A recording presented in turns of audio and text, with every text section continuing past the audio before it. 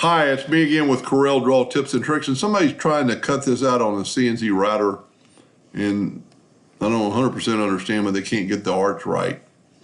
And if you have a photograph of it, you already do, because you sent me one. The best way to do that is while that is selected, that needs to be selected, take your crop tool and go right on that edge to that edge of it looks like a hinge, and go past it. And then crop.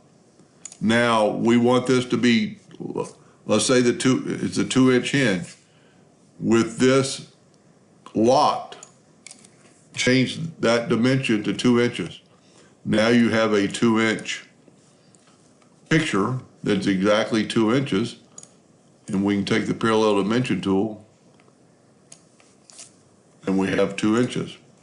So then I would just take a 2-inch rectangle, and one thing you can do, since this is 2 inches, you could select your item, hold down the shift key, and double click on the rectangle tool, and it puts a 2-inch rectangle around your box.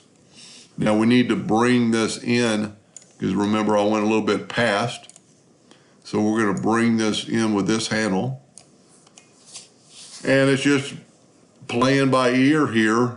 But with the edit corners unlocked, I'm going to go 2.5 inches, 2.5 inch radius, and it looks like it's dead on. Now you would have to do a test, but with that said, if it was too tight, let's move that out of the way. So there's your graphic. If it's a little bit too tight, but everything looks good, go to Effects, Contour the outside with round corners. Let's just say 0.05. That's too much. You want a little bit of slop, and that just makes it a little bit bigger. Select your item, go up to Object, and break contour apart. And if you select on the center one, it will just take away the center one.